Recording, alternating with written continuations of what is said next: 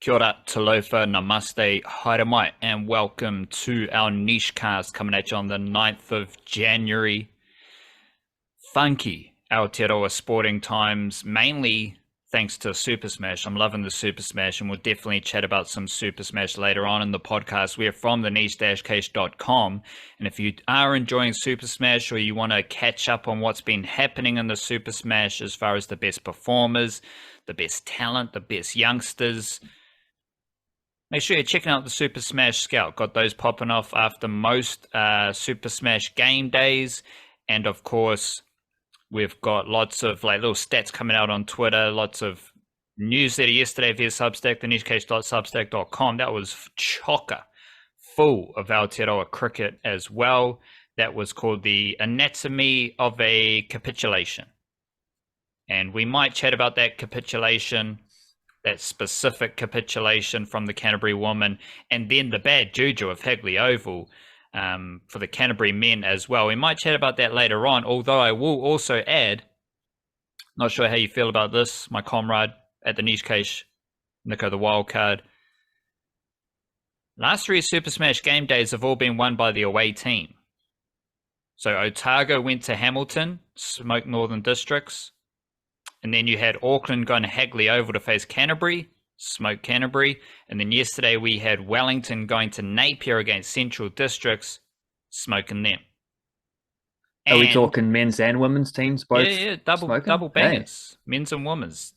2-zip, series sweep, however you want to label it. They got rolled. The home team has been rolled. And I think the home team won 5 out of 6 tosses and batted first and lost. Very strange Super Smash antics, but that's why we love the Super Smash. I mean, there's so many good young players on show. Muhammad Abbas for Wellington. We had Izzy Sharp and Zach Folks standing up for Canterbury. Dean Foxcroft was excellent for Otago as well. So lots of funky Kiwi cricket coming up later in the podcast.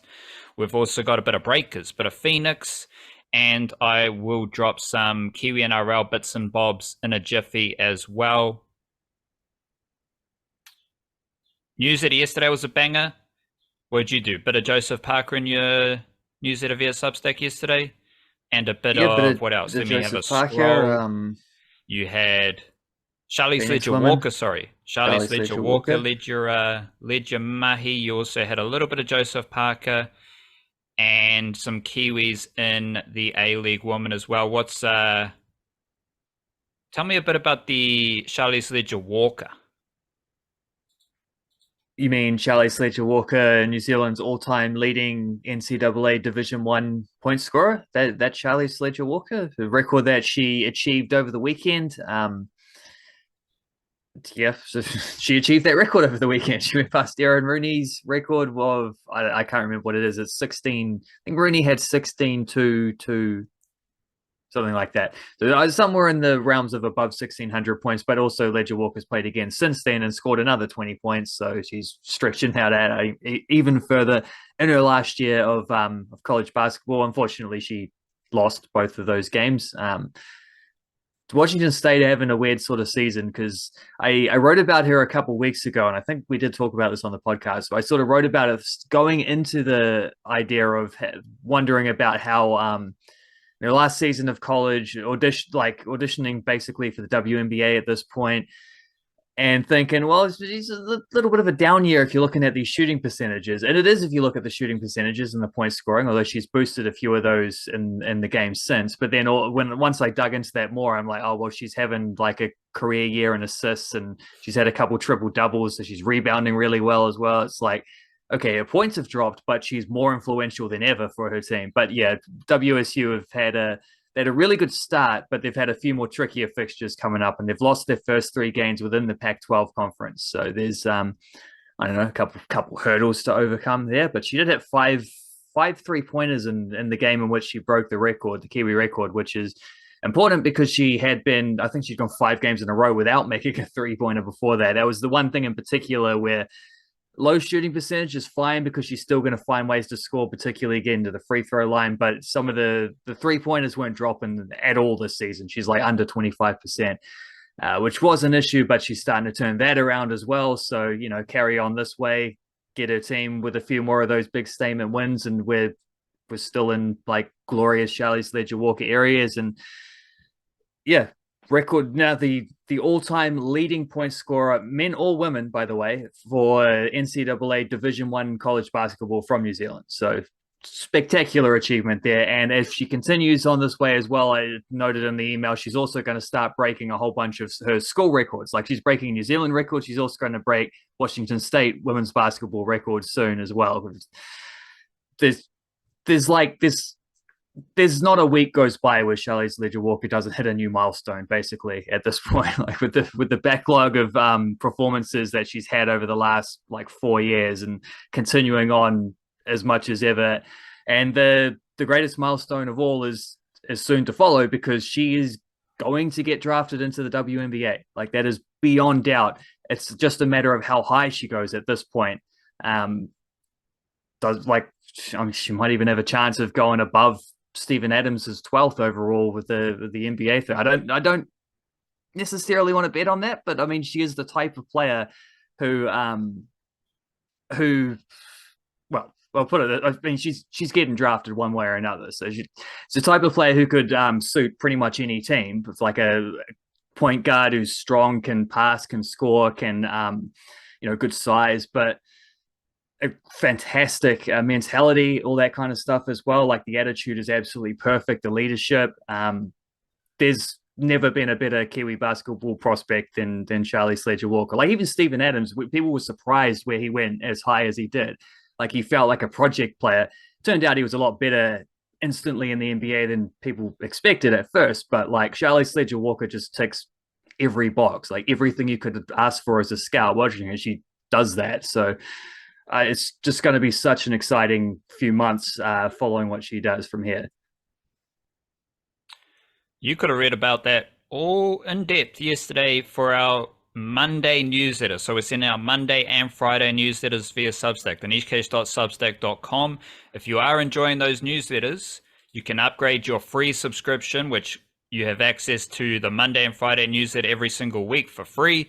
And then there is also a paid Substack subscription, which you can then access the subscriber podcast. And that's also available to the Patreon whānau, those who support us through Patreon. Not sure what we will discuss in the subscriber podcast. Probably on Thursday, we may do a bit of cricket. We may do a bit of football. Those are the likeliest options, unless we get some questions and comments and queries from our generous folk who support the Niche Case. Anything we don't really discuss in depth today in the Niche Cast will probably appear in that subscriber podcast. So that's another additional podcast, a bonus podcast for the generous folks who do support us through Substack and Patreon. Big up to anyone who's donated via Buy Me a Coffee as well. That's available for a one-off donation. Had a couple of those floating in, so big up to them. Big up to anyone funding the Niche Case at this stage. And big up to anyone listening. We appreciate you, and we're just out here doing our best for Aotearoa sport. Let's get a bit of mindfulness before we go deeper. I feel like we've already gone deep into the mangroves with a bit of Charlisse Leger-Walker there, but we can obviously go deeper. We can always get deeper into the mangroves. Still got both jandals on our feet. We need to lose those to the mud. We need to get deeper into the mangroves. Mindfulness, what do you got? Yeah, the eternal mangroves. I don't think there's ever an end. I think you can always go deeper. No matter how deep you get, there's always further to go. Mindfulness comes from the bro William Shakespeare today. This is a quote from his play All's Well That Ends Well, which is in itself a nice mindfulness quote. It goes, love all, trust a few, do wrong to none. Which I almost think like if you love all and do wrong to none, you don't have to worry about only trusting a few. It seems like at that point you can probably just trust everyone because you're doing no harm. But yeah, love all, trust a few, do wrong to none. I won't second guess the bard, so I'll just leave his quote as is with the trust a few. But yeah, all's well that ends well, Mr. Shakespeare. That's what he's got. Oh, Billy Shakespeare. I think it's underrated Bill, or underused, like Bill. Isn't that what you used to call William? Same way you used to call Richard Dick and that type of thing. Like, yeah. shout out Bill Shakespeare. You don't get many Bills these days, eh? Like, why isn't he Bill Young, you know? Well, no disrespect to Bills around the world, but you can probably come up with a better name than Bill. But they're Billy, do love a Billy. So if you're out there and your name's Billy or Bill, we respect you, we love you, we appreciate you. Sorry for making fun of your name. Let's get the juices flowing here. I just want to throw up my weekly Kiwi NRL takes leading into the NRL season, and I need your help here. Whakarongo mai. Give me your tardingers. I need some help here. Saw you drifting off, but I've got an exercise for you. Okay, so who is the best NRL system?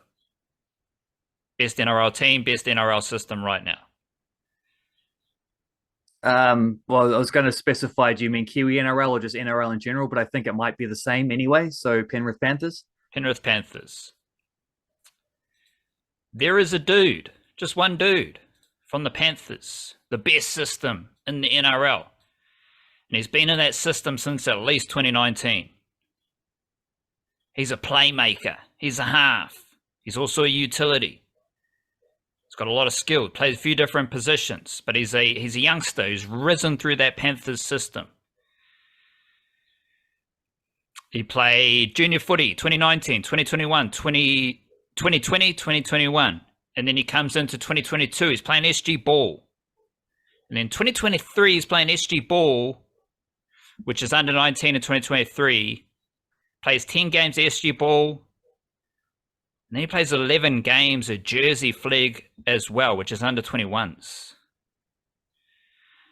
So there is a dude from the Panthers who's primarily a half who played under 19s and under 21s for the best NRL system. That dude's now with the Warriors.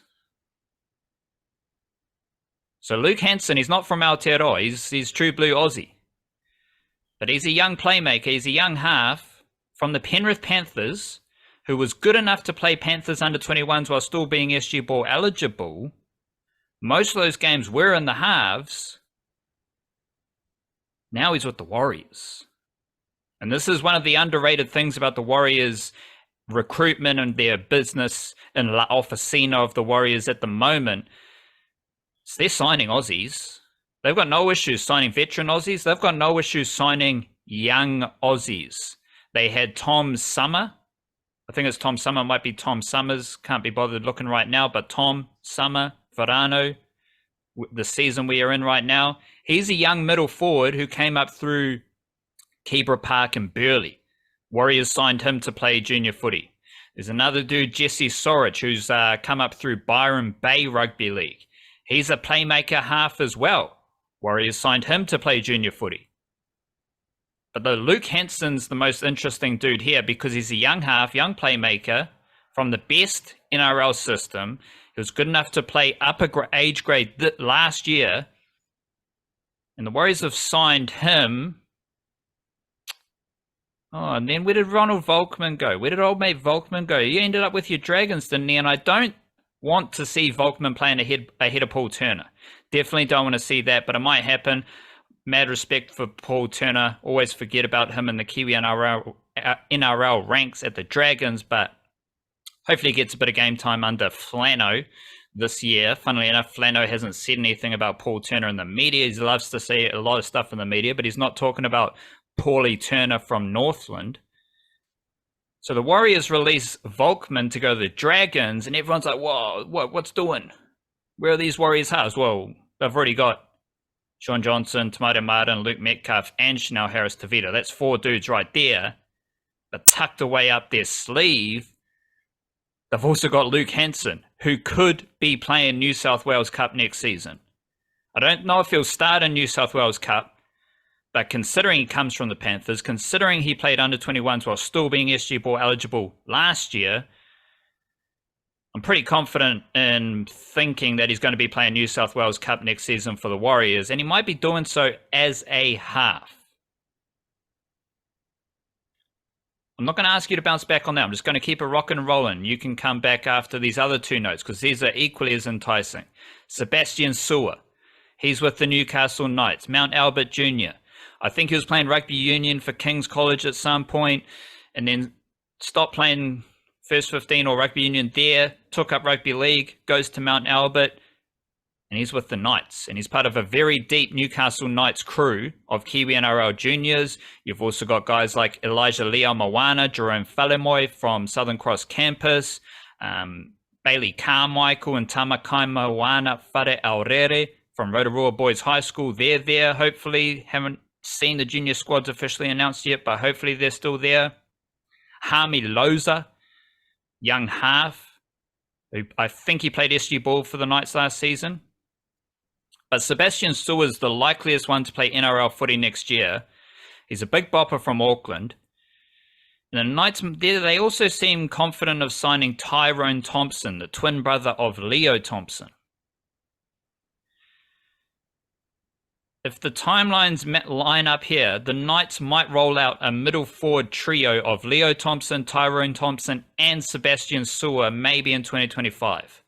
But we'll chill out. We'll stay in the present moment. Sebastian Sewer is definitely going to be playing a lot of New South Wales Cup footy for the Knights, and I think he's got potential, given the way the Knights promoted someone like Leo Thompson pretty quickly.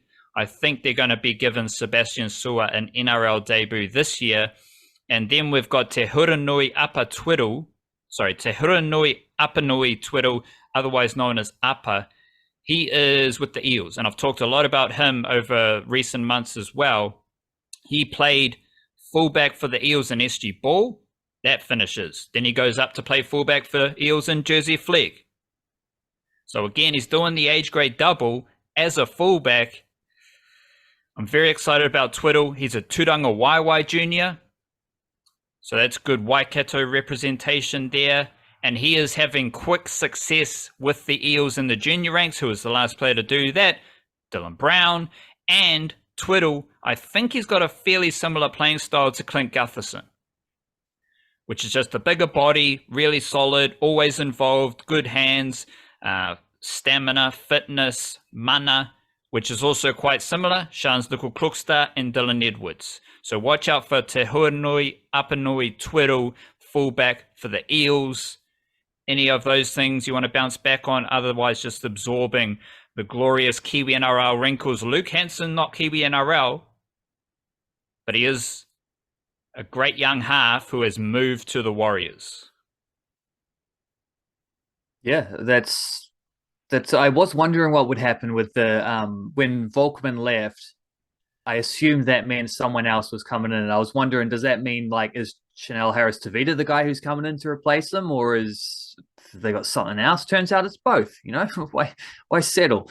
Paul Turner did play one NRL game last year, and he played at fullback for the Dragons, which is an interesting one to follow going into this season because they're talking about like maybe Zach Lomax might get a chance to play some fullback, and if that's the case, that opens up a spot in centers, or maybe old mate Sloan sticks around, or that does seem to be though a position that they're targeting somewhat, and I wonder if that's an area where Paul Turner might be more likely to get in than in the halves.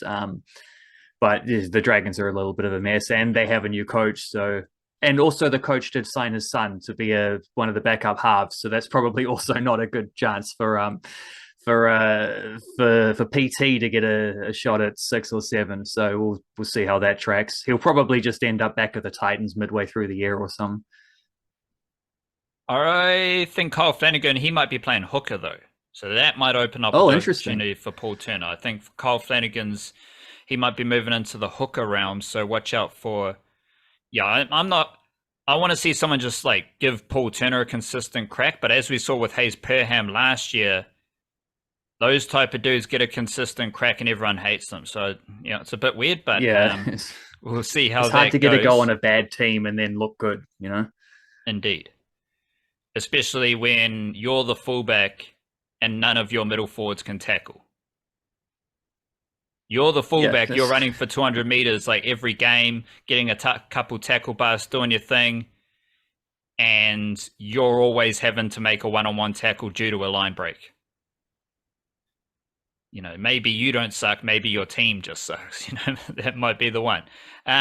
Also in our newsletter yesterday, you did dive into the Breakers losing to the Perth Wildcats. I want to throw a couple of stats at you that you wrote in this game, in the newsletter.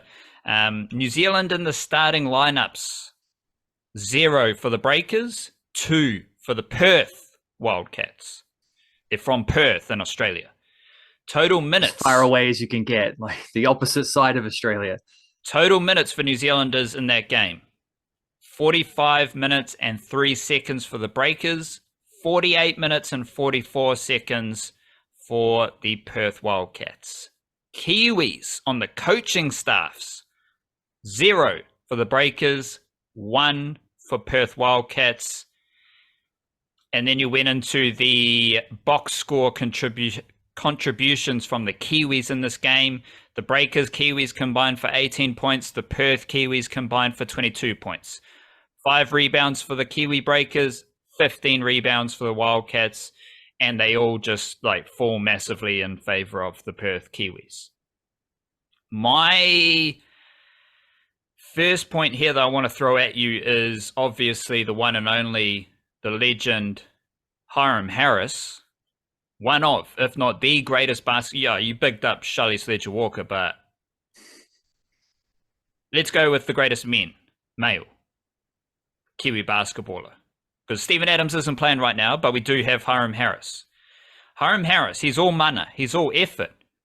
But against the Breakers, there was a bit of efficiency there as well, which caught my eye. 4 from 5 from the field. 2-pointers, 3 from 4. 3-pointers, 1 from 1. Free throws, 2 from 2. And then you get into typical Hyrum Harris mahi, 8 rebounds, an assist, a turnover. Well, turnover's not good, but it's there. And 4 personal fouls. That seems like a really key indicator of Hyrum Harris as well. He's always going to be getting fouls because he's always in the action. He's always getting rebounds. He's always on the ball. He's always chasing everything around. But he was also highly efficient against the Breakers. We will get to the Breakers, and we can expand this out to Ty Webster as well, who played a lot of minutes, 31 minutes in that game. Was less efficient as far as his shooting, but he did have a bunch of assists, 7 rebounds, 6 assists, a couple of steals as well. So Ty Webster was pretty good. Explain the Hyrum Harris experience on Aotearoa soil against the Breakers.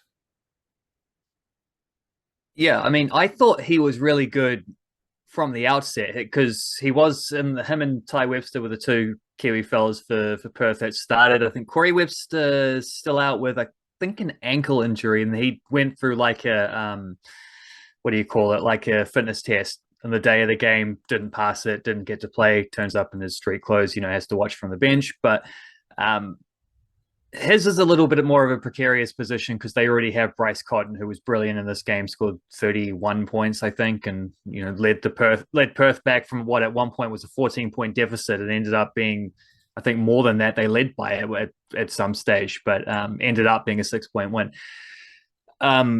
So Webster's he is injured, but before he was injured, it was also his spot in the rotation wasn't very well defined because it wasn't necessarily clear. But Ty Webster, who did have also, I think, a few injury issues at the very start of the season, is really starting to come into his own now. And Hyrum Harris, frankly, when they started, because Perth started awfully, they lost a few games at the start and have been really good since.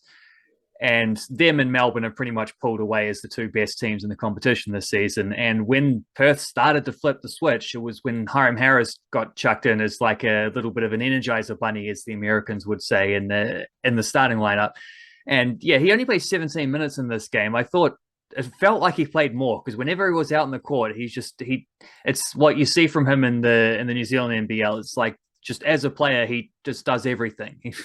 He does the one thing you'd say he struggles with is like the jump shot kind of aspects. But he knocked down his only 3-pointer in this game. He made both of his free throws, so no complaints on this occasion.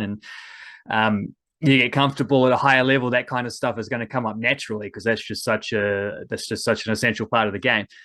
And I thought he started this game against the Breakers really nicely, but he got picked up a couple early fouls, so that probably limited him to some extent. But the way he started the second half, where the Breakers had, at first it was just trading points, both teams just scoring back and forth.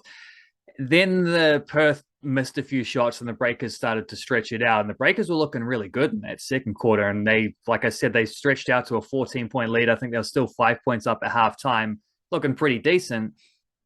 And then that lead just capitulated. There's another one of there were a couple of capitulations. That's why that ended up as the title in the email. There are a couple of capitulations because we'll talk about the Wellington Phoenix women a little bit later on as well, who went from 1-0 up to gifting a goal and then losing 2-1 against a lower ranked team, albeit away from home, which has been an Achilles heel of theirs. The Breakers did it quickest though. Like even that the Canterbury Auckland cricket stuff is like that took a few overs to realize how that was going. The Breakers just came out for the second half and their lead evaporated. And Hyrum Harris was the main guy behind it. Like he hit a 3-pointer. He at one point there was a nice little ISO move that he had where he just sort of got the ball in the paint, twist and turn a little bit, and then hit a close range kind of jumper. But my favorite one, even better than the triple, was when he grabbed a rebound, carried the ball up the court himself, and he sees Mangok Matiang, who you remember before the season, they signed him, big Aussie Sudanese center, signed him before the season, and Coach Modi Mayor says this guy is a defensive player of the year candidate, which he's pretty good defensively when he's set and defending the rim. He's not as good on the perimeter when he's standing there pointing at someone else to be like, you cover this guy, whatever. Pointing out to the edge, and then Hyrum Harris sees him not fully focused on him, like not respecting Hyrum Harris as the ball carrier, and he just dribbles straight past him and goes to the rim and lays it up. Like it's just the ruthlessness of that and the awareness of that, and also the confidence for a guy who's not necessarily the bloke who's expected to be carrying the ball in a team that has Bryce Cotton and Ty Webster and whoever else. Loved it, like all energy. He was rebounding everything. I thought he was brilliant in that game, and he was the dude who turned the tide back towards Perth. And he only played 17 minutes, but I think he was like plus 14 in those 17 minutes. Perth completely outscored the Breakers while Hyrum Harris was out there. Ty Webster as well, though. Like, do have to spare a word for him because I thought he was great as well. He was, I think, he played about 30 minutes and he was plus 13 or something like that. So over a longer span, but also still pretty dominant while he was out there. And he doesn't seem to be shooting a lot this season, and he's not shooting a lot because he's not making the shots that he takes. But he did hit a 3-pointer in this game. He did get to the rim a few times, made a couple free throws as well, and he was so fizzed. Like whenever he scored, it was like celebrations, pointing to the veins or like saluting to the crowd or whatever. Like he seemed like he probably had a little bit of a point to prove playing against his old team, and I think he proved that point. I think he outplayed the Breakers guards in the same way, because for the Breakers it was Cheatham and Lamb, sort of their forwards who were scoring all the points and giving them a chance of a comeback in the fourth quarter. But yeah, I thought Hyrum Harris and Ty Webster were both fantastic in that game, and Perth taught the Breakers a little bit of a lesson. Breakers who had won 4 games in a row, Breakers who have no longer won 4 games in a row, and it's probably not a coincidence the winning streak comes to an end as they play an actual contending team all of a sudden. Breakers were kind of full strength though. So they were rolling out with the exception of Finn Delaney, yeah, they were. Yeah, so they were rolling out their full overseas next gen superstar kind of shitty lineup. Like what was different about this loss? Where it's like, yeah, of course, quality opposition matters and all that stuff, but like Breakers won 4 games in a row. They were building a bit of a weakened lineup, and then a few players came back. Home turf against Perth Wildcats, who are a pretty good team. Does this sum up like where the Breakers are at as a team, where there's still some major flaws, some holes in their operation? or is it kind of like just a bad day? Keep building. I think a lot of people would say the latter. I think the former, though, and maybe I'm a bit harsher on the Breakers than others. I don't know. I have my reasons, but like they got out rebounded by double digits in this game, and that's been a struggle throughout the season. Is they've just not been a very good rebounding team, even though they have good sides. Like I'm not. I mean, sometimes Cheatham will play at the five, and then in which case you're like, okay, well maybe you're sacrificing some rebounding here, but um, the just that shouldn't be the case for Matiang's out there, and yet they've struggled most of the season with that. And Perth, like it's not like Perth had a 7-footer grabbing all the boards. Like Hyrum Harris and Ty Webster were getting those rebounds. A lot of them, like they're not huge. They're probably slightly undersized for their positions. I don't know, but they're getting up there and grabbing things. It's like so much of rebounding, I think, is just boxing out and wanting to get the rebound and little things like that. I find with the Breakers where maybe because defensively they seem the same as well. Like they scored 102 points in this game. That should win you every game in the NBL. You score triple figures, you should win, like full stop. But they didn't. And because like at times they look like a really good defensive team, and then they just don't seem to be able to do that for 4 quarters. And I can't help but feel like that's what you lose out on when you go for the full overseas lineup is you don't have the players who are there year in, year out, the locals who kind of feel it a little bit more. You just got the mercenaries out there who switch on and off. And like, the Anthony Lamb signing is predictably gone exactly how I thought, which is like nobody's going to mention the off-court reason why he's not playing in the NBA. Like that's just not been picked up anywhere. But aside from that, you also watch him play and you're like, this dude is supremely talented and he looks like he doesn't necessarily want to be there. Like I don't, there's sometimes that's harsh. So I don't know. He might just have a laid back personality. I obviously don't know the dude. Like that might just be how he normally looks. He might have looked that way playing for the Golden State Warriors as well. But you watch the team sort of switch. The one exception I think is Parker Jackson Cartwright. He always looks like he's fizzed up and trying, but he's also like hobbit sized. So defensively, that's always going to be an issue when your point guard is the shortest guy on the field because anyone can switch on him and target him, right? So it's just there's moments where the Breakers look fantastic and they're only moments. And you need to be putting 4 quarters of that together if you want to be more competitive. And I think that's where they are. I think against some teams, that's enough to win. Against a team like Perth, it's not. And you saw that fantastic first half of shooting. When that dried up, they did not have the defense to be able to cover themselves the rest of the way. That's why they lost. It's not because they're up against a better opposition, because it's the same issues that are there throughout. But playing against a better opposition does expose that. I can understand players maybe tapping out when the coach is always shouting at them as well. Like that dude's got to chill out a wee bit. Like it's a bit excessive at this stage. Let's get into some Wellington Phoenix football from the weekend. But first, I just want to ask you about Deven Jackson, who scored a goal for Canterbury United over the weekend, and it was an absolute fantastic goal. Just bursting up the left flank, slots it past the keeper. Everything we want from attacking Kiwi footballers, especially on the female side. Like just the player running with the ball, with attacking instincts, direct to goal, slots it home. Who is Deven Jackson? Who's Deven Jackson? Stephen Jackson. She was the star player in the 2022 National League Grand Final with Eastern Suburbs. She wasn't the MVP. Taylor O'Brien was the MVP, but the two of them was sort of like a tag team where they were just pretty much the two best players in that competition the season before last. And yeah, Deven Jackson, both of them actually went on to get their Football Ferns debuts for and that you remember that little tour when America came by and it was outside the outside the not transfer window, the international window, so they couldn't pick a lot of the European-based players, and sort of had a second string lineup against America, and lost Was like 5-0 and 4-0 and whatever. So that was a tour in which a lot of first string football fans weren't available, but everyone started to kick up a fuss about the results from the football fans, stressing about those losses, even though the best players weren't available. Is that the tour where that happened? It was one of the tours where that happened, as far as the football fans go. I mean, like Ellie Riley was playing centre back in those games. It wasn't.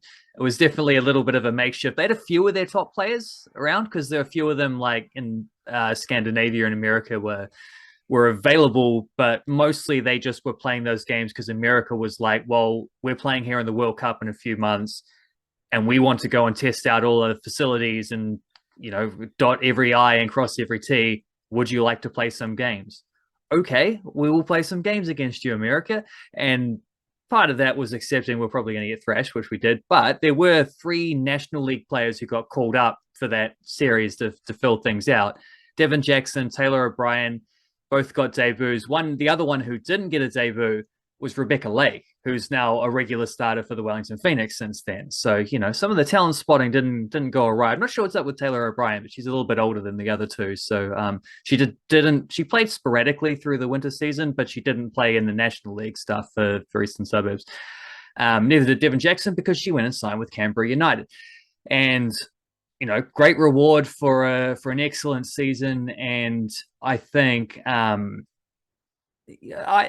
to be honest, I thought she probably should have been a little bit more prominent from the start. I thought she was as good coming off the bench and doing nice things for them as certainly some of the players starting ahead of her, but they got a lot of good attacking players, and she was often being used in more of a midfield kind of role. But in the last couple of weeks, she's started to get starts. She started the last 3 games, and that's just led to a steady, like, week on week, she's got a little bit more prominent,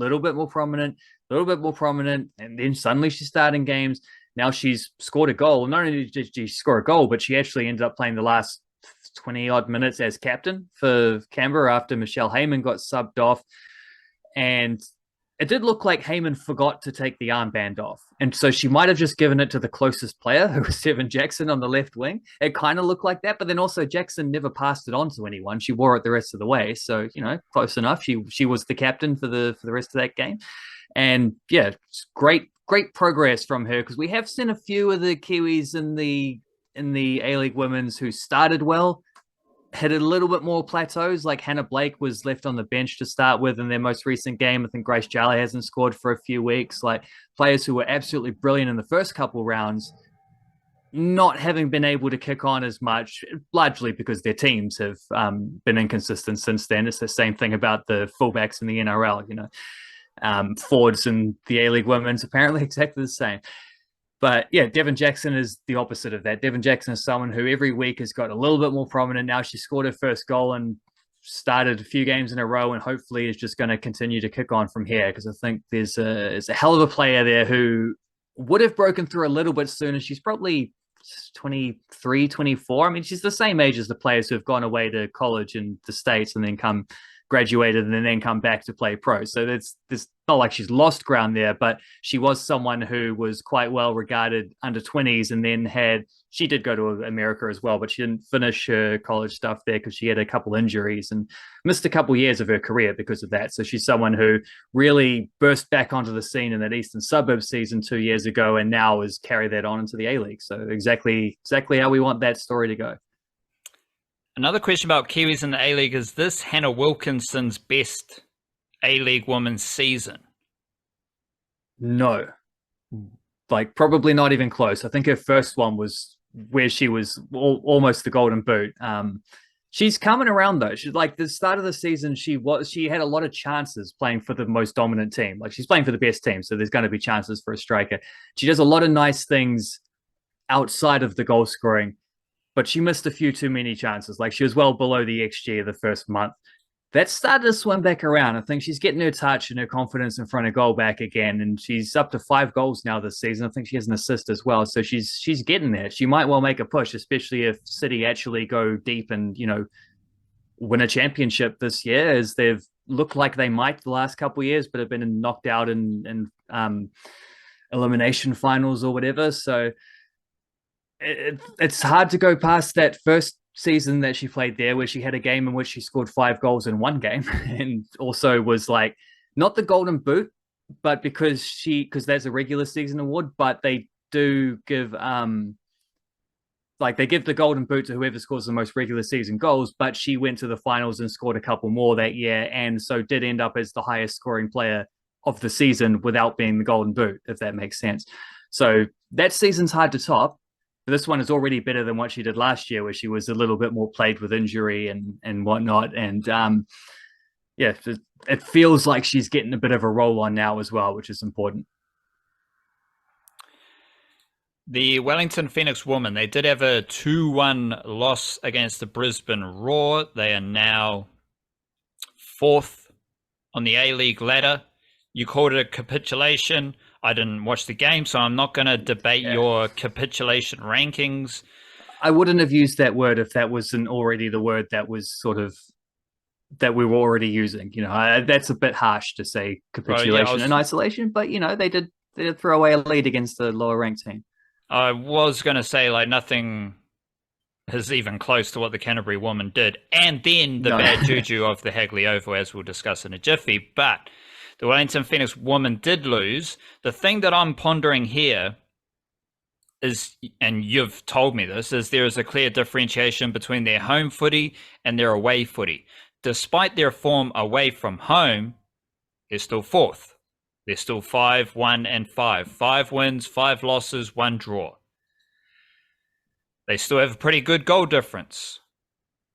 They're still one of the best teams in the A-League. They've lost 2 games in a row. Still one of the better teams in the A-League women.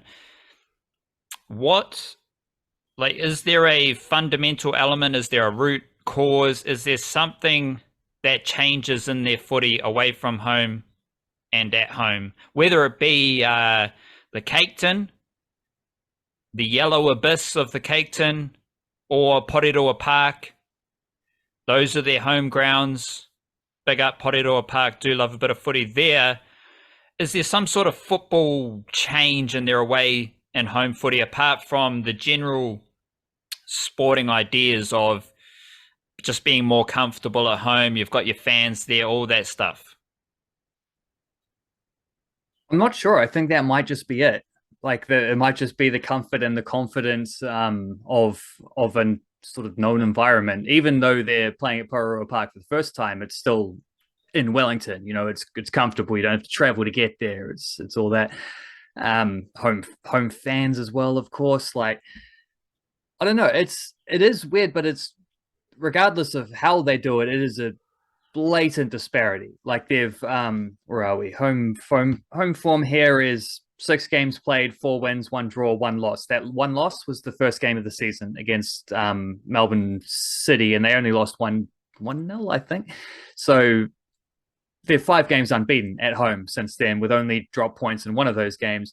Away from home, 5 games, 1 win, 4 losses. The 1 win was a 3-0 win at the start of the season, which clouds the thing a bit, because goal difference wise, they scored 5 goals in 5 games away from home, conceded 6 goals in 5 games away from home. So they actually have the best home record in the league as things stand as far as points go, although Melbourne City have played 1 less and with a win would go ahead of them. But that's still one of the 2 best home records in the competition. One of the 3 worst away records in the competition. And when you do factor in that they did win, I think it was Western Sydney, they beat 3-0. It's when Macy Fraser scored that banger goal with the first instance of the Fraser shimmy, and then smacking in the bottom corner from there. And I think Manai Elliott came off the bench and scored in that game as well. So since then, they've had 4 defeats in a row away. Against Sydney, that's a good team, so it goes, but they've also lost away to, I think, Adelaide in that time, and now Brisbane most recently, teams that they would be expecting to beat, teams that are, probably worse than Western Sydney, and they beat them at the start. It's hard to pinpoint, but definitely in those 4 games, they've all been 1-goal defeats. So you can see like the margin for error is very slim.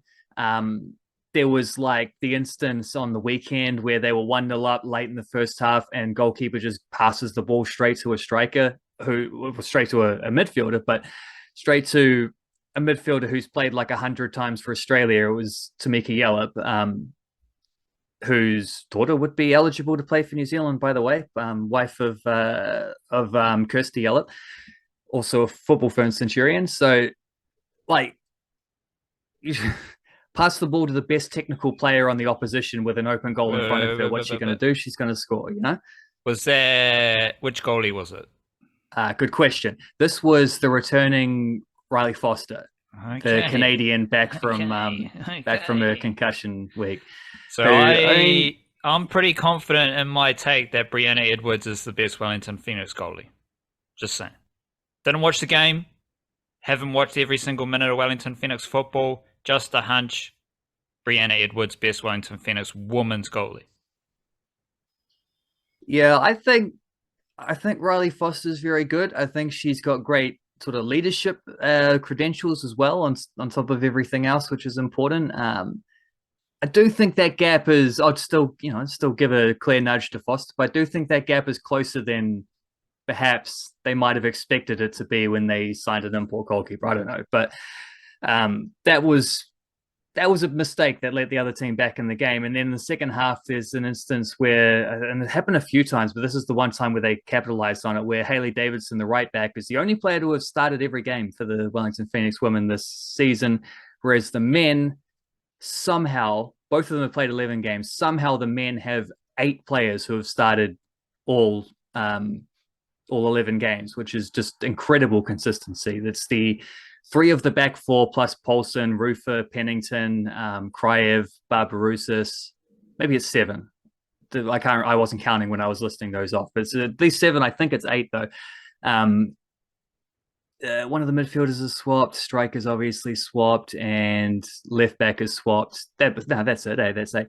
So remarkable consistency of selection from them. Women haven't had the same luxury, so I think there's an aspect of that as well. And some of because they have played a few of these away games quite recently at a time where a couple starters are out with ACL injuries, Wisniewski and Vandermeer. Chloe Knott's no longer with the team. The Kate Taylor missed the most recent game with a little injury. Emma Main and Minai Elliott also weren't playing that one. Like, there's just little shifts here and there, but from game to game, where they haven't been able to get the same combinations out week after week in the way that the men have. There've been just instances within games, like on the weekend, there was a clear handball penalty blocking a goal on the line that should have been, should have been a penalty with a few minutes to go. That wasn't given, wasn't spotted. That would have been 2-2 instead of 2-1. That makes a difference. The week before that, Mariana Speckmeyer heads over the top with not quite an open goal, but definitely a big chance to level that game up. Like, there's moments where things have got to right from them. Talk about the mistakes that led to go. I was talking about Hayley Davidson as well, where she was shaping up against the left winger and then just like shows her the line, like cuts inside, saying, "You're not coming in on your right foot," and she's like, "Okay." Boom, like it just runs straight past her. It's like that's not the best 1v1 defending strategy. You kind of want to cover both of those avenues, get like on the 45-degree angles, so that if they go straight towards the byline, you can cut them off. If they cut back in, you can cut them off. Don't just take one option off the table and allow them to do the other. She runs to the byline, crosses it, they score. That happened 3 or 4 times. That was the one time where they got capitalized. Like, there's mistakes that they're not necessarily making in those home games, and chances that they have been converting in those home games, which they aren't in the away games. And they've all been close. They led in 2 of them. And I don't think they've scored a second half goal in any of these 4 away defeats either, which is another factor. And maybe that's part of the travel fatigue. Also, playing in Australia, it's probably hotter at this time of the year as well by a few degrees, which is going to start to be a factor in the second halves.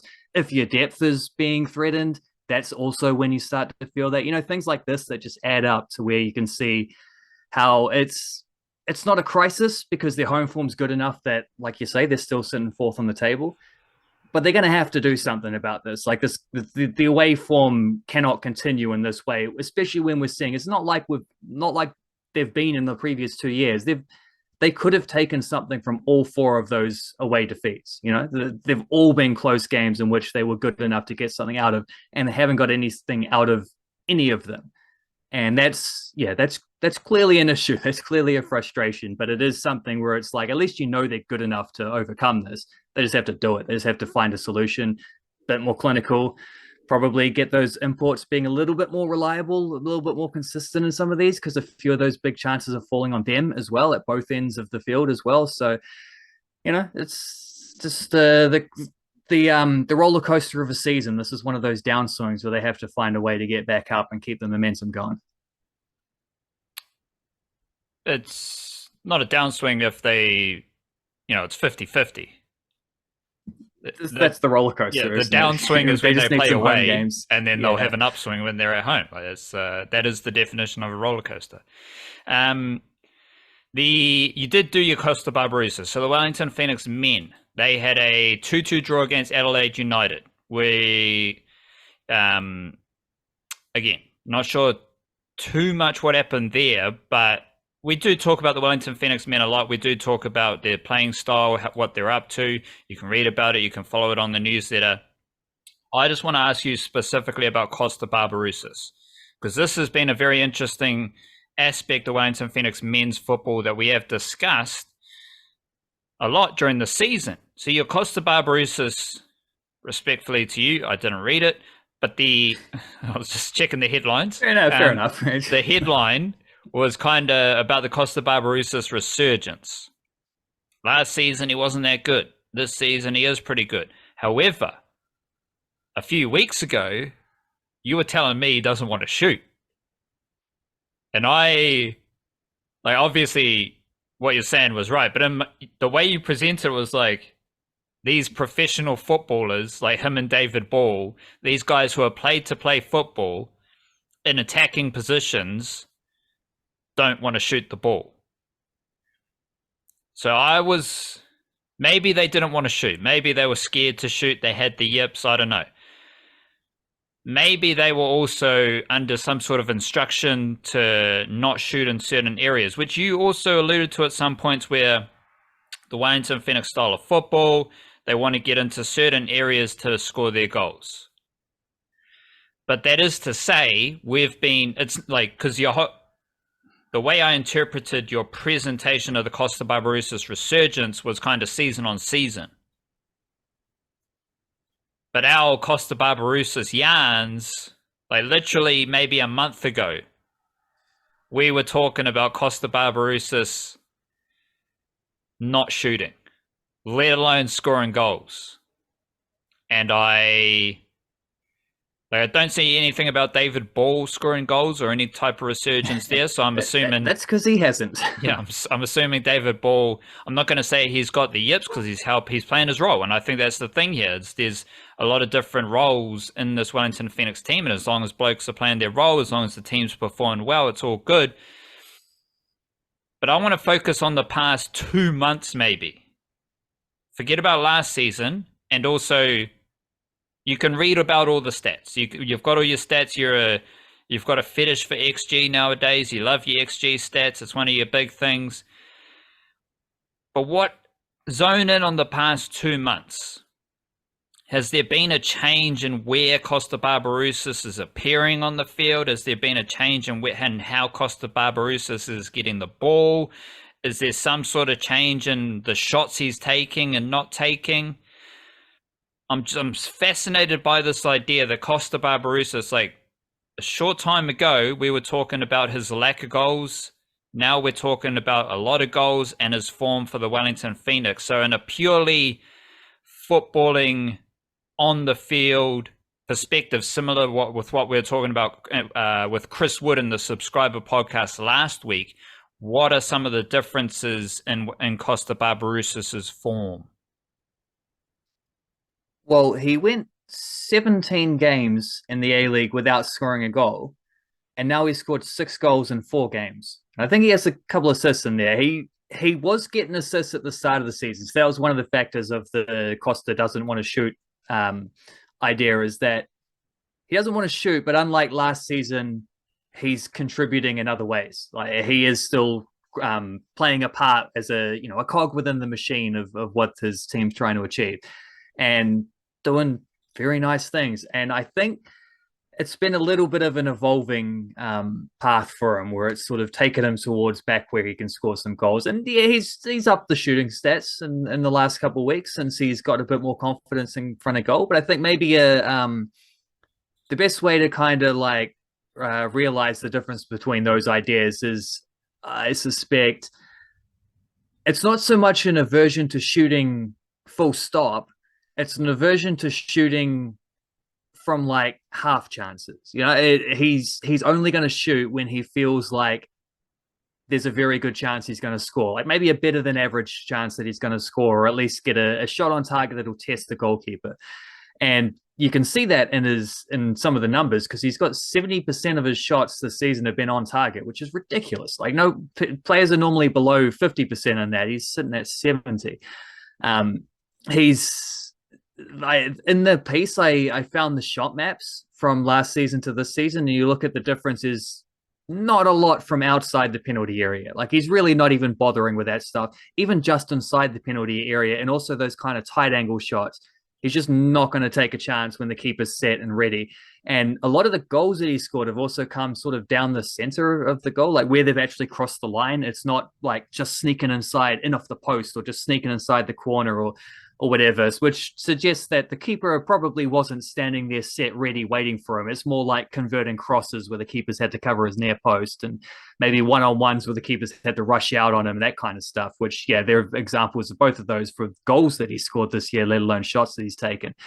So it's a little bit more of a, like, I don't know. I do think this does ultimately come down to coaching tactical sort of aspects, as he's been told, like, you're not a guy who can just turn a low percentage chance, curl into the top corner, no one expecting that kind of thing. That's not really how you play. You're more a guy who likes to run in behind, make an extra pass that leads to like a tap in, whether he's on the end of it or whether he's setting it up. And they seem to have that kind of mentality of because you see this, and there was one of the stats, it wasn't in the Kosta piece, but I tweeted it out the other day after their draw in Adelaide, which, a draw away from home against the team that they've struggled against, the team that knocked them out of the finals last season. Fine with that. They, at halftime, I felt like they could have won. And at the end of the game, I felt like they were very lucky to scrape through with a draw. The draw away from home is exactly what we're talking about the women not quite being able to do. It's like, you're not at your best, difficult conditions, other teams, finishing stronger than you. Can you scrape a goal, or can you hold on and survive for a point? Like this, that's the lesson the women's team is still trying to learn. The men are pretty good with that so far. They've been sold. That's why they're top of they were top of the table. I think they dropped a second now because Victory won. Kosta is very. He's also dribbling a lot more is another aspect. Like, you can see him picking up the ball maybe deeper in areas where he can carry it into space in front of him. And there was a moment, it wasn't a goal on the weekend. It was a goal, but it was disallowed because Kraev was offside. But there was that instance in the Adelaide game where he drops into halfway, collects the ball from, I think, defender, plays it to Rufa, who flicks it one touch. They'd been sort of passing it around the back and getting pushed deeper and deeper and deeper.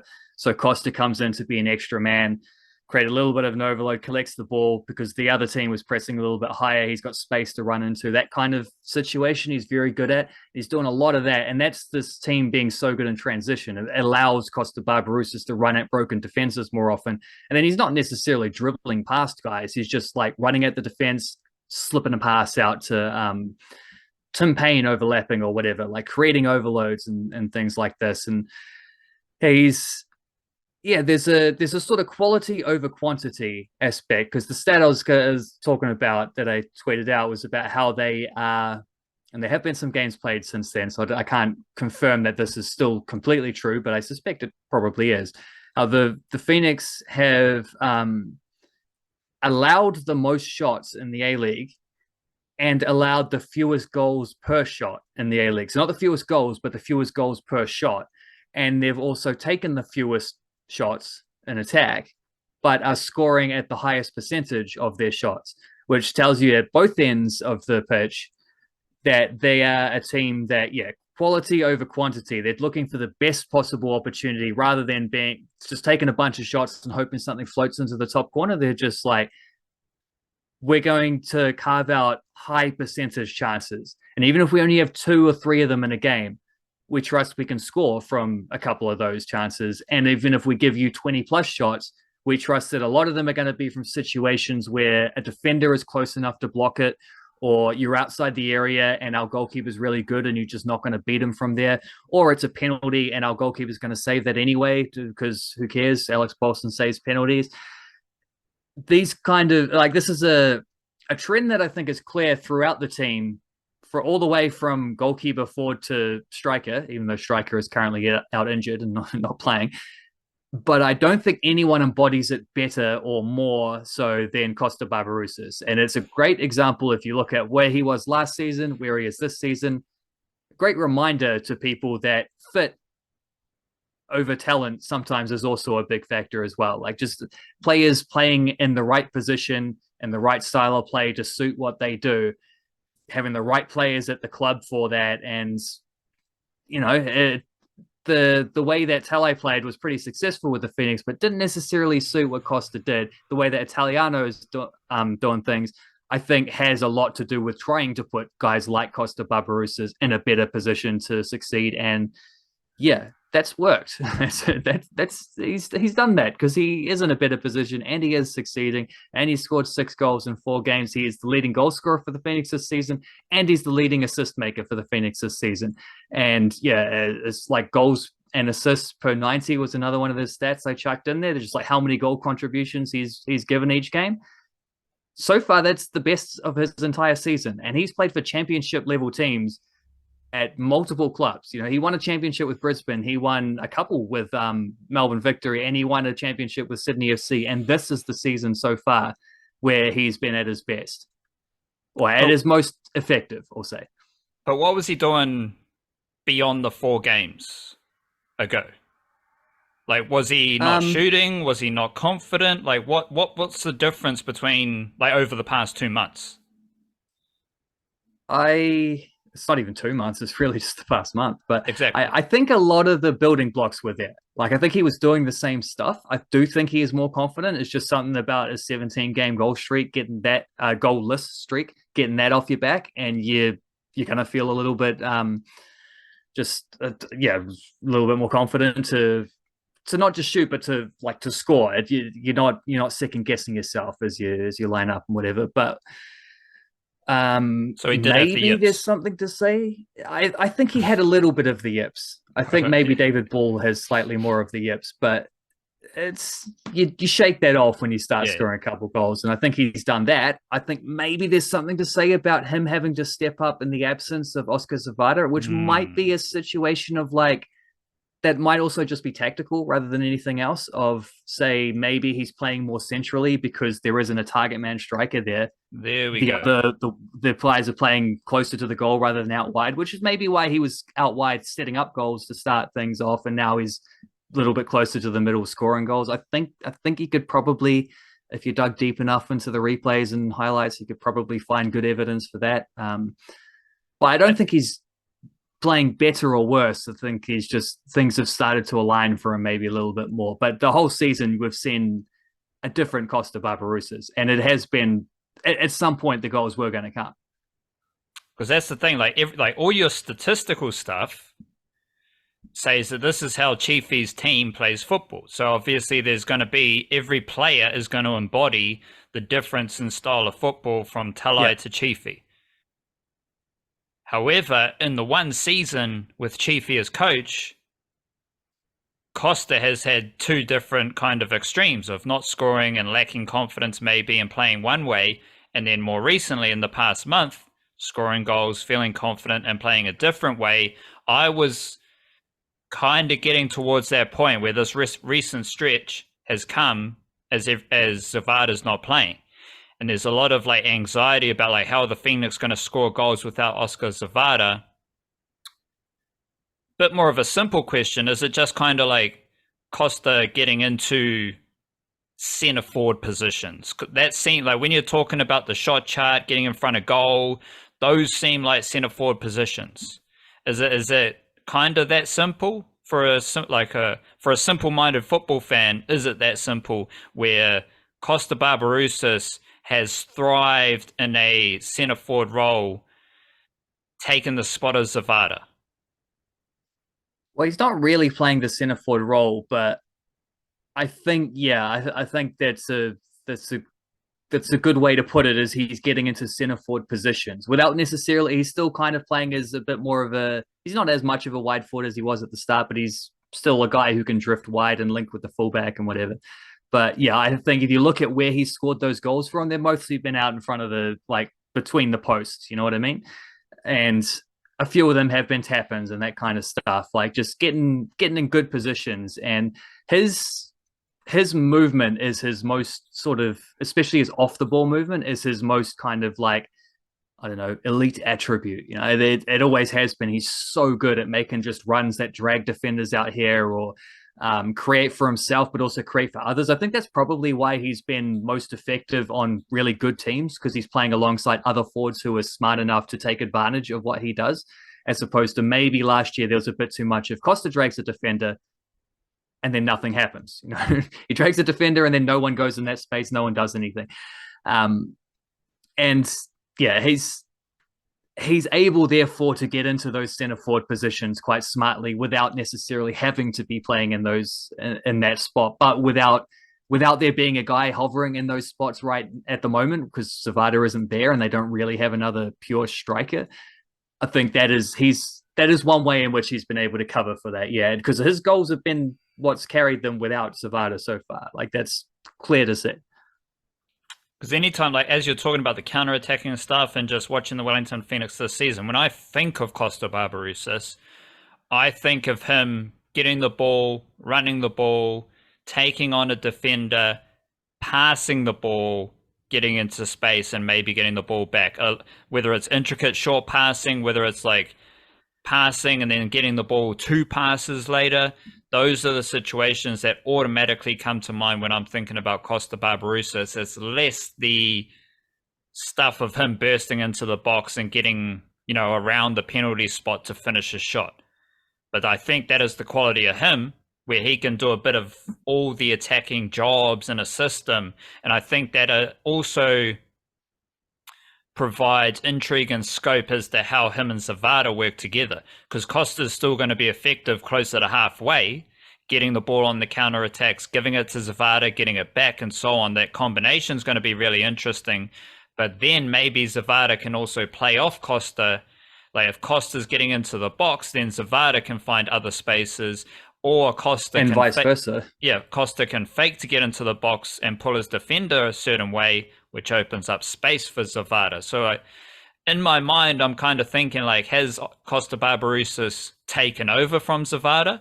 But I think the excellence of Kosta Barbarouses as a prototypical Aotearoa Kiwi athlete, team first, do your job, open up space for other blokes, I think he is the perfect attacking player to have alongside Zavada, who is more of a quintessential centre forward. Yeah, and where this team has fallen short in their finals campaigns in recent years has been scoring goals. And I think one of the main reasons why they haven't been able to score goals is because they've just found themselves being a bit too predictable, a bit reliable, a bit too reliant on the same guys. And last year it was basically just Zavada's goals that got them to the finals down the stretch. Earlier on, getting more from Kraev and whatnot, but and Ben Wayne at the very start. But by the end of it, it was just, did Zavada score? Yes. Phoenix did well. Did Zavada score? No. Phoenix probably didn't win, And when they came to the finals, it's like, you're never going to be more scouted than you are in it for a finals game. And if there's only really one major threat to score the goals, guess who's going to be like marked by 2 players at least in every situation, possibly 3 if it's a set piece situation, That's Oscar Zavada. That's the lone threat kind of guy. And whatever else, however that combination goes with Zavada and Barbarouses, which was going all right at the start, I'm pretty sure Kosta would have set up I can't remember, but I think he set up at least one goal for Savada earlier on. But he's at least told other teams, you got to focus on me as well. You can't just put all your efforts on this one dude, because I'm going to score some goals myself if you do. And they're a smart team who know how to play in the sort of fluid spots as well, to where they can drift and sort of take up other areas to their positions, because you have to be in order to be a transitional team, and that's what they are best at this season. So, and that's where I think it has stemmed from a lot with Kosta as well, as those transitional attacks. So this is the variety they needed. They needed someone else to step up, and they have had that from their most experienced Kiwi forward. Then you've got a bit of Ben Old, you've got Rufus spraying the ball every which way, you've got T-Pain bursting up the sideline, pretty solid centre backs, good things happening for the Wellington Phoenix men and the woman at home. Yeah, 3/4 of the way there. Super Smash cricket is rocking and rolling. Today, the day of recording, Tuesday the 9th of January, we've got Canterbury hosting Northern Districts, men and women, which is great because the last time we saw Canterbury play, they kind of shat the bed. The men did so in rather interesting fashion, because it was like what had happened earlier in the women's game seemed to leave a bad juju, bad aura, bad vibe at Hagley Oval. And while the Canterbury women did capitulate, far greater than the Breakers in the third quarter and the Wellington Phoenix woman, my side of the niche case did capitulate the most. So big up to me. And you can have that one. You can have that one. I watched all three. So, the Canterbury men, they were just never in that contest. They found batting really hard. Daryl Mitchell was the only bloke to score runs. On a home deck, they worked their way to 140 for 5, so they weren't scoring freely. They were finding it really difficult. And that includes, batting lineup with Tom Latham, Henry Nichols, Daryl Mitchell, all those dudes. Auckland comes out against the bowling attack with Matt Henry, Will O'Rourke, Ish Sodhi, Michael Rapon, and Canterbury find batting super easy. So, no stage in that game did I feel like Canterbury were on top. So while the Canterbury woman did capitulate, the Canterbury blokes never had a high point to capitulate from. They were just cruising in first gear, and Auckland came out guns blazing with Finn Allen. I do want to just we've talked around it, so I do want to talk about that capitulation, because it was really interesting how the overseas imports were largely responsible for it. Because the way I broke it down in our newsletter via Substack, Leah Tahuhu took on over. I think she only conceded 3 runs. She took a wicket. Then Sarah Asmussen bowls an over. She only concedes 5 runs or whatever. Then Fatima Sana and Sophie Molyneux both bowl expensive overs as the 2 overseas imports. Meanwhile, the coach, Reece Morgan, was doing the sideline interview, and he was saying how it was their last or second to last games of the tournament. So that was basically their farewell party. But they both bowl expensive overs, and then they're brought back for another over each, in which they're expensive, but they also both bowl no balls. So, wow. And then there's just anytime, I see it a lot, and they were talking about it yesterday with the Wellington woman versus Central Districts woman, the amount of fielders on the boundary that just allow singles. And I've seen it in various games this season where teams in pretty decent positions, they just keep the fielders on the boundary, long off is back, you've got deep mid wicket, you've got deep square leg, and teams get back into the game, but just dropping it there, get a single, get a single, get a single, push for 2, get a single, rotate the strike, and they just work their way back into the game, kind of because the fielding team has just put the fielders back on the boundary. It's something to watch out for. Jacob Oram said in his sideline commentary yesterday for Central Districts woman against Wellington, that they're not really in a position to because Grant Elliott was saying they need to come up, stop the single. Jacob Orb saying we're not really in a position to do that. Like, kind of like we're not good enough to do that. So I'm sure the coaches have their reasons, the captains have their reason. Shout out to Frances Mackay. She was captaining the Canterbury Capitulation, which wasn't like some of the fielding stuff you could poke holes at. But again, the overseas imports bowled the last 4 overs, 2 of which were expensive, and then 2 of which featured no balls, free hits, and all sorts of bad bowling shenanigans that lost them the game. But then 20 minutes later, Frances Mackay is commentating on the Blokes game, doing a great professional job. So that was good stuff from her. Part of the Canterbury capitulation was also about Auckland, because the Auckland women, they're extremely underwhelming. So they've basically got 2 good players right now. Maddie Green, fantastic form. She is one of 4, 5, 6 White Ferns who are leading the run scorers. Then you've got Frances Mackay, former White Fern, should be a White Fern. Instead, she's doing commentary. So Susie Bates, Amelia Kerr, Maddie Green, Georgia Plummer, Hannah Rowe, Kate Anderson are the leading run scorers. Maddie Green's fantastic. She played that innings beautifully, and then she got out. And I thought once she got out, it was game over. But then Canterbury fumbled their situation. And Auckland also have Sky Bowden, who has 10 wickets. She's the leading wicket taker in the Super Smash Women's.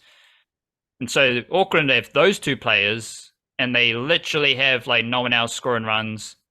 I think I wrote, they've got 1 batter averaging over 20, and they have 1 batter with a strike rate over 100. And that includes, you got Izzy Gaze, the wicketkeeper, White Ferns wicketkeeper batter. She's not doing anything. Molly Penfold, she's got like 1 wicket and average of 70, 8.8 RPO.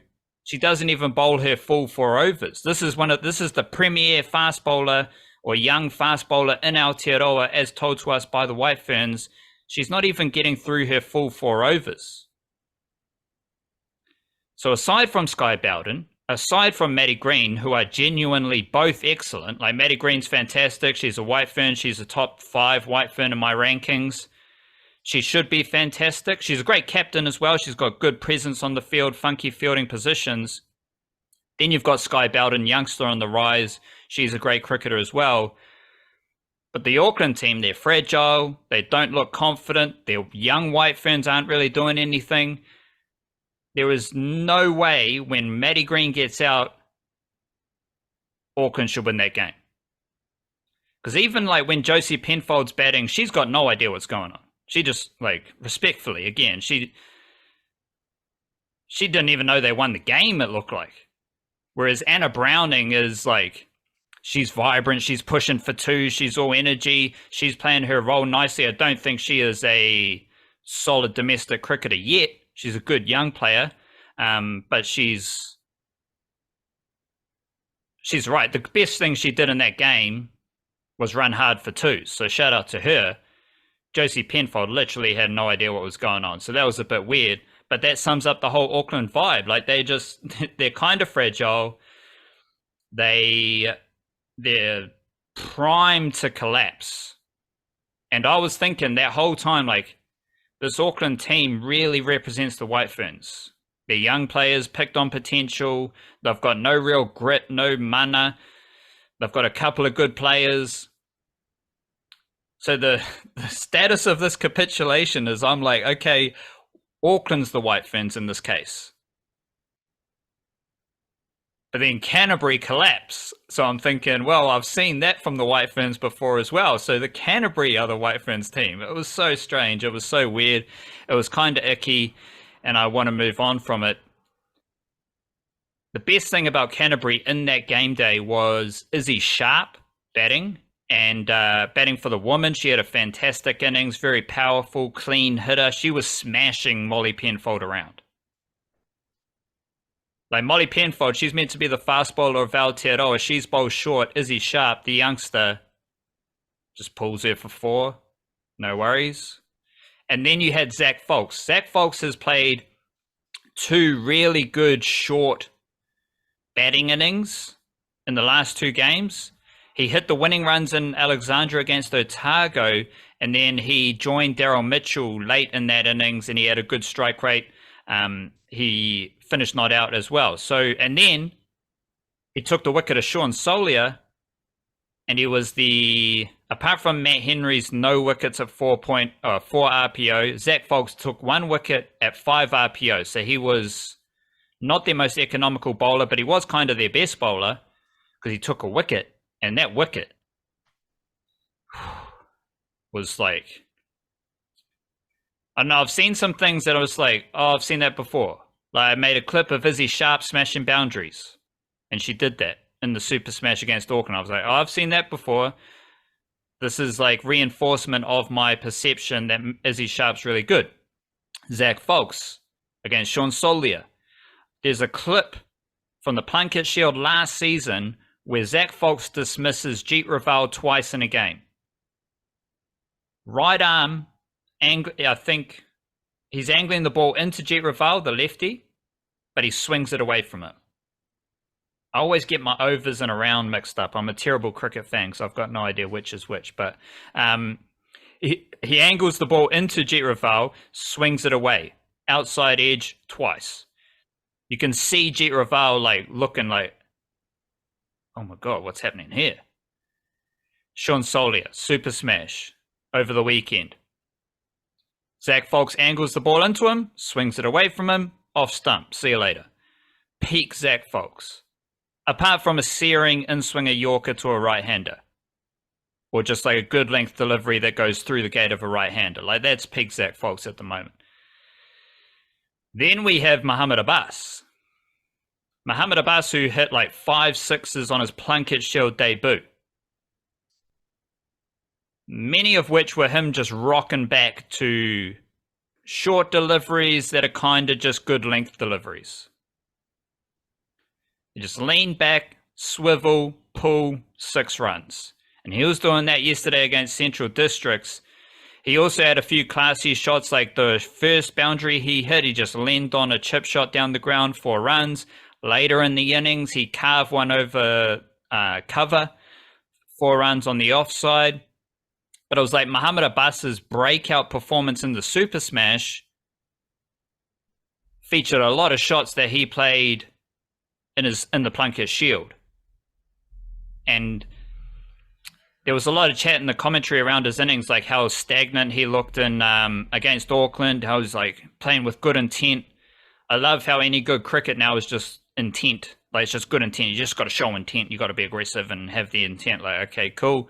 But you also need to do whatever you need to do to win. And I think some of the stuff in Auckland was more situational, where Muhammad Abbas, a young batter, he was under the pump, hostile environment in Auckland, Guppy Day, Auckland's fizzing is a bit of fizz in this podcast today. Muhammad Abbas is under pressure, and he needs to ride that pressure. Sure, he wasn't playing a whole lot of aggressive, free-flowing shots. However, he was grinding through a tough period of batting against Auckland. He felt more confident. The situation was better in Napier. What does Muhammad Abbas do? He's smashing boundaries. And he was also batting alongside Nick Kelly, good senior veteran for Wellington. And then old beastie Michael Bracewell, who, 2 things about Michael Bracewell. Think we got a 7-month recovery on a torn Achilles, ruptured Achilles, whatever. Because he last played in June. That, yeah. I'm not here to cast any doubt over the supplements or methods of Aotearoa cricketers, but we kind of think we had a 6-month turnaround for Kane Williamson doing his ACL, and then Michael Bracewell 6-7 months after a ruptured Achilles. Those are freaky turnarounds from major injuries. So whether they're on the Aotearoa vitamins, whether they're on the natural fungi of Aotearoa, whatever supplements they're on, they're doing well. And the training methods are doing well. Obviously, I think we are quite complimentary of Donaldson, the strength trainer, everything he does for the Black Caps. But I think everyone involved in New Zealand cricket deserves praise because we've got two examples recently of Kane Williamson and Michael Bracewell returning quickly from major injuries. Second thing about Bracewell, every time I see him on TV, he looks bigger.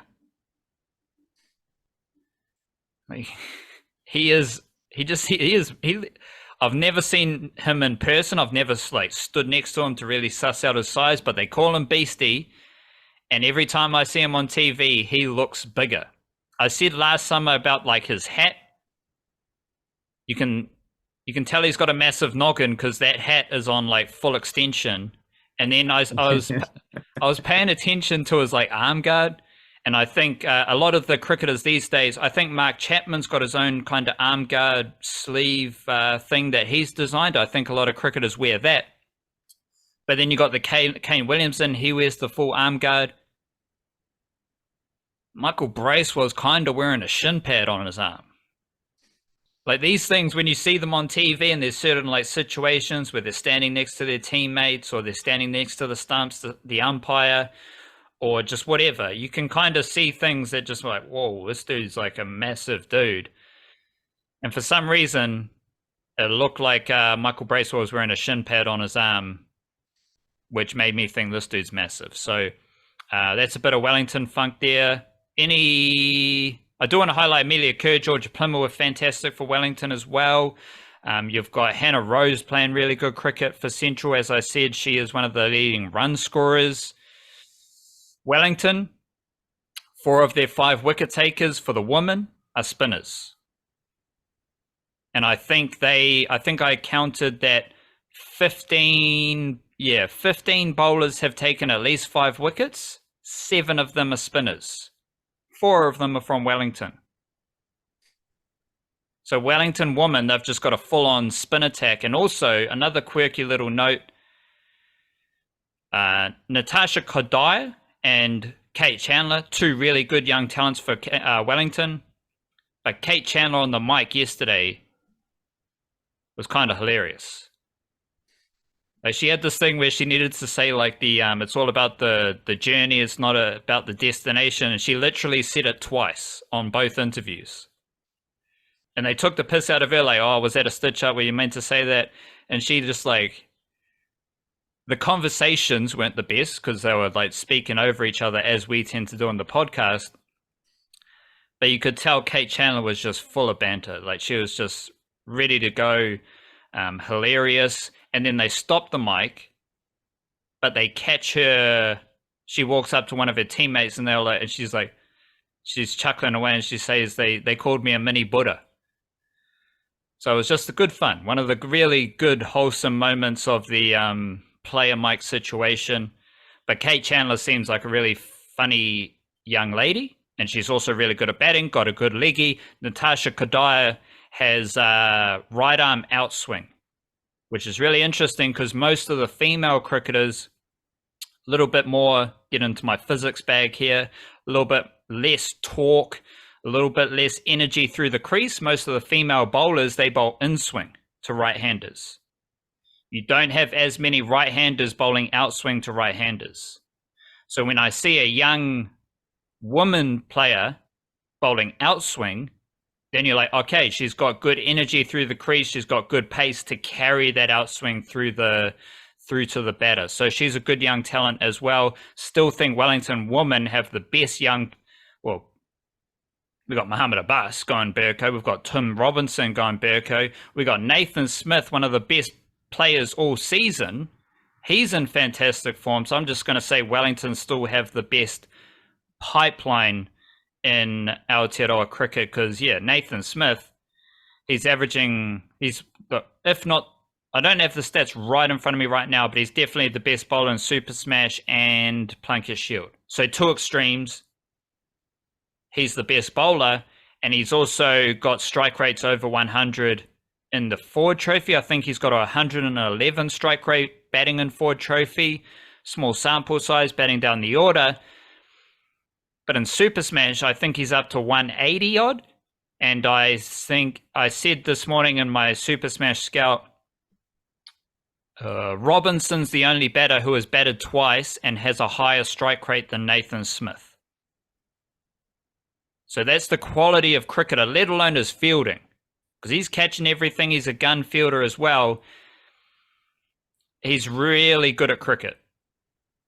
And he's a bit older. I think he's 25 years old, so he's not a young gun. He's not like a Zach Foulkes or Muhammad Abbas. But he is one of the best domestic cricketers right now. And it's this weird situation where these youngsters are super talented. Like even Will Clark, who was playing for CD, didn't really do much in that game yesterday against Wellington. But you can see that he's a really classy young cricketer. So you got all those like Izzy Sharp, Chandler, Kodaya, all those young players, Sky Bowden. But then you've also got Michael Bracewell, who, as you said in a podcast a few months ago around the World Cup time, we've forgotten about Michael Bracewell. But Michael Bracewell's really good at cricket and he's still there. So you've got every level of domestic cricket covered.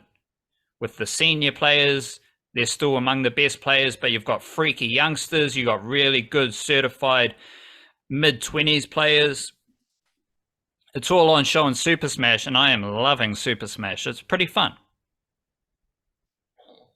Yeah, I've wondered before why they call Michael Bracewell Beast. Like it's like you sort of you can figure it out by looking at him. Like even the picture behind you on the video screen, you see how small that ball looks in his hand. He's swallowing it up. Like you can see it, but he also isn't necessarily the first guy you'd think would grab that kind of like moniker. You know, he's quite soft spoken. He doesn't seem to be a like big outgoing personality or anything like that. But then I think that's it. I suspect it's one of those things where if you met him in person or shook his hand or things like that, you would understand immediately. Like you can get a glimpse of it on TV and certainly through watching how he bats and some of this stuff. But I suspect the in-person experience is the one that really sells that. And yeah, I looked that up. The Achilles tendon tear recovery time, they say 6 to 9 months, and he was in that 6 to 7 month range of when he got back. That's pretty rapid. Not as rapid as Kane Williamson recovering from a 9 to 12 month injury in 6 months, which is just like unfathomable how he managed to do that. But that's still that's quick. Bracewell's had a fairly sturdy recovery from that. Admittedly, like I think it might have been harder for a fast bowler to come back from that injury because you're thinking about like delivery strides and stuff like that. For a spinner and a big hit and a batsman, that's not so rough, but it's a pretty sharp fielder too. That stuff isn't limited. So it's a remarkable recovery. And it's good to have him back because he would have been pretty bloody handy at that World Cup. Although if he was, then maybe we don't get the Glenn Phillips. Oh no, Glenn Phillips would have still been there. I don't even know who he would have played instead of, I guess, one of the extra pace ball. Oh no, Mark Chapman was starting a lot of games, wasn't he, in the World Cup? You'd get. I did see Mark Chapman actually bowling for Auckland the other day, so that was something. I'd almost forgotten that was a thing. I think he's bowled in a couple of games. Yeah, I think he might well have. Let me just double check. I definitely took notice of that. I was like, oh, Chapman's. He's having a trundle. He's having a bit of a bowl. He's seen Glenn Phillips having a crack. He wants to have a crack again. He's bowled in both Super Smash games so far. So he didn't bowl in the 8 games prior, which feature 6 internationals against Bangladesh and the last game of the World Cup, but he's definitely bowling in the Super Smash. Has Muhammad Abbas bowled yet? Because I haven't seen it from him if he has, but he's obviously at his age, like the batting is a bit easier to get into the team than the bowling. But he is a tidy left arm sort of medium pacer as well, isn't he? Which is an aspect that will probably come into the form as he gets older and more experienced. He'll start to sort of unleash all the tools in his toolkit, but for now, he's sort of announcing himself as a big hitter, which actually he did a year ago in Blanket Shield, and that innings you mentioned on Tevu just smacks 90 odd. I think he might have got in that game. But he is also he is someone who forecasts in a couple of years down the line to be especially when you look at how other Black Caps batters have been manufactured into all-rounders, he already is someone who will be an all-rounder down the line. Similar to Zach Fox as well, as someone who can be an all-rounder when, as you've mentioned, how much he loves batting and how he opened a couple games in the Plunket Shield as a makeshift opener, and he didn't do that well, but he's scored runs at that level. He is a dude who can potentially bat 6 or 7, probably more of a 7 down the line, but if you're a first choice bowler who can swing the bat pretty nicely, these are handy things. Like these are multi-talented players that are coming through. These aren't just players who sort of have the one thing, and everyone's good. Like I'm thinking, this has been like Georgia Plimmer's flip it into the women's Super Smash. Georgia Plimmer's season, full stop. Not necessarily Super Smash because scored a big 100 in one of the Halliburton Johnson Shield games, which was probably the breakthrough innings, and since then she's been really good. Batting, sure, but also her fielding is insane. Like, she's a remarkable fielder. Like the all-round talent of these players that are getting developed is pretty handy. You know, these are very, very useful things when it comes to putting a squad together with your like a national team trying to pick things, but also if you're that player trying to get opportunities, the more things you can do, the more reasons there are to pick you, right? Yeah, again, as I say every podcast, this is no different to any other sport in New Zealand, though. The youngsters are phenomenal. There are next level footballers, rugby league players, basketball players, and cricketers who are doing things we don't really see Kiwi athletes do. Not to mention all the young cricketers. You did highlight a few points that I want to touch on individually. Georgia Plimmer, she's been dismissed once in 5 games, 5 innings. Good for the average. So if you can get Georgia Plimmer out, you're doing pretty well, because she has the most not outs in the Super Smash so far. She's got 4 not outs. Next best are Hannah Rowe and Susie Bates on 2 each. Muhammad Abbas, he's not bowling and he doesn't need to bowl. Like, why? Wellington don't need another bowler. They got Nathan Smith on 10 wickets, averaging 12. They've got Peter Young-Husband on 10 wickets, averaging 12. They got the Dutch freak Logan van Beek. He's good at cricket. Ben Sears, he's there. He's all right. Ian McPeak is a really solid seamer who's played a lot of games, 4 games so far. He's kind of taken the steady job-doing seamer role. You need another spinner. Bracewell's there. So there's like, Muhammad Abbas doesn't need to bowl. I'm sure he could bowl if they want him to. Wellington can basically rotate between Adam Milne and Ben Sears. Right, so they're all good for bowlers. They don't need Muhammad Abbas to bowl, but he does bowl nice, tidy left arm seam. You also mentioned Zach Fox. I reckon Zach Fox is a top 6 batter. But he's not a 7. If you've opened in Plunket Shield, you can. There's something there, you know. And I'm like, he bats 6 or something for Canterbury, most Plunket Shield games. I think he's obviously, when you get into Super Smash, it is a weird stage of Super Smash because these Black Caps, they come, they go. So don't be judging all these teams on their Black Caps performances, because those Black Caps are going and then finals cricket rolls around.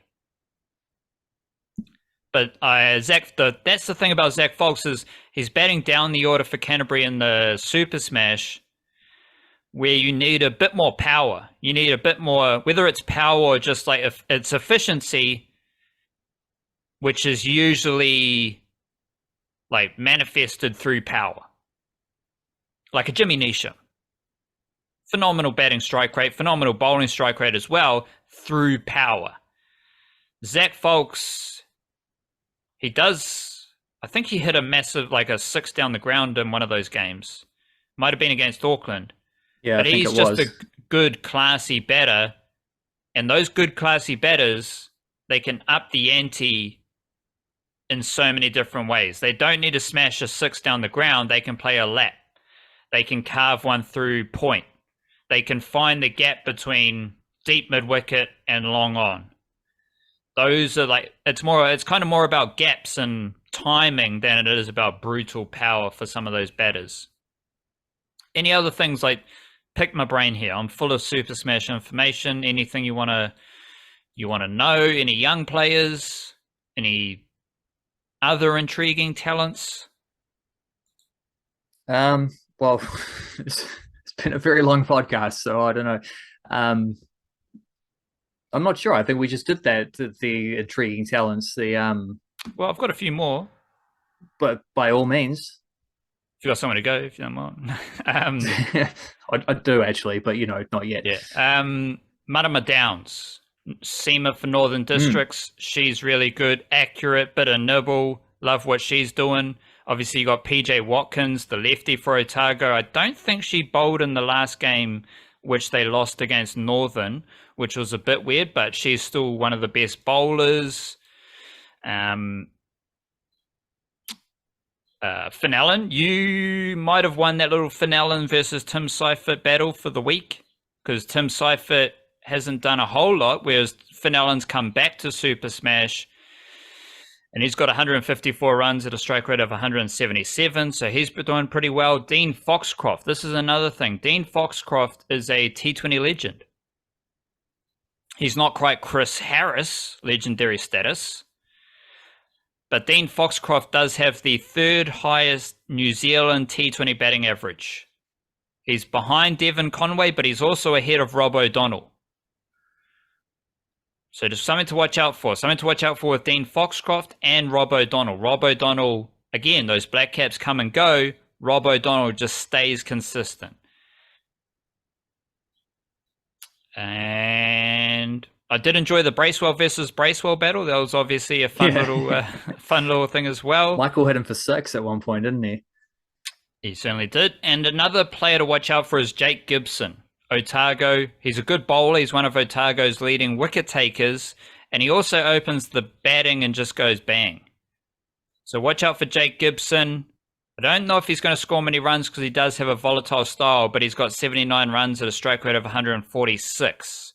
And if you're doing that, opening the batting while also taking wickets, you're going to be in a pretty good spot. And while on the topic of big strike rates, I do love how we got PJ Watkins and we got BJ Jacobs. I think it's Poppy J. Watkins and Bevan John Jacobs. So we've got a PJ, we've got a BJ. BJ Jacobs, he didn't play when Canterbury are at full strength with all their Black Caps, but if those Black Caps go and BJ Jacobs comes back into the lineup, watch out for him.